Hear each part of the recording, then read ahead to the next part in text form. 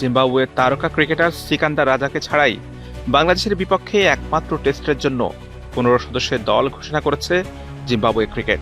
দীর্ঘ সংস্করণের ক্রিকেটে প্রথমবারের মতো জাতীয় দলের নেতৃত্ব পেতে যাচ্ছেন বিপিএল খেলা বাঁহাতি পেসার রিচার্ড অ্যানগারাবা।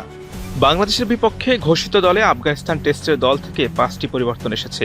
ঘরোয়া ক্রিকেটে ভালো পারফরমেন্সের পুরস্কার হিসেবে দলে ফিরেছেন Innocent Kaia, Graeme Cremer, Tadiwanashe Marumani, Wesley Madhevere ও নিউম্যান নিয়ামহুরি। তবে এই ম্যাচে থাকছেন না অভিজ্ঞ অলরাউন্ডার সিকান্দার রাজা। ইংল্যান্ডের কাউন্টি ক্লাব ওরচেস্টারশায়ারের হয়ে 2026 সালের ভিটালিটি ব্লাস্টে খেলতে তাকে ছাড়পত্র দিয়েছে জিম্বাবুয়ে ক্রিকেট। আগামী রোববার হারারে স্পোর্টস ক্লাবে শুরু হবে বাংলাদেশ ও জিম্বাবুয়ের মধ্যকার একমাত্র টেস্ট। গত বছরের অক্টোবরে একই মাঠে আফগানিস্তানকে ইনিংস ও 73 রানের বড় ব্যবধানে হারানোর পর এই ম্যাচ দিয়ে আবারও টেস্ট ক্রিকেটে ফিরছে জিম্বাবুয়ে।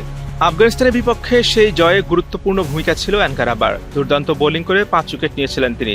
এছাড়া ব্যান কারেনের সেঞ্চুরি ও ব্র্যাড ইভান্সের 5 উইকেটের সুবাদে বড় জয় পেয়েছিল জিম্বাবুয়ে। বাংলাদেশ জিম্বাবুয়ে টেস্ট লড়াই সাম্প্রতিক সময়ে বেশ প্রতিদ্বন্দ্বিতাপূর্ণ হয়েছে। সর্বশেষ গত বছরের এপ্রিল মাসে বাংলাদেশে 2 ম্যাচের টেস্ট সিরিজে মুখোমুখি হয়েছিল দুই দল। সিরিজ শেষ হয়েছিল 1-1 সমতায়। সেই সিরিজে প্রথম টেস্টে জিম্বাবুয়ে 3 উইকেটের জয় তুলে নিয়েছিল, যা 4 বছর পর তাদের টেস্ট ক্রিকেটে প্রথম জয় ছিল। পরে দ্বিতীয় টেস্ট জিতে সিরিজের সমতা ফেরায় বাংলাদেশ। অভিজ্ঞ ও তরুণ ক্রিকেটারদের সমন্বয়ে গড়া দল নিয়ে ঘরের মাঠে বাংলাদেশের বিপক্ষে ভালো শুরু করতে চায় জিম্বাবুয়ে।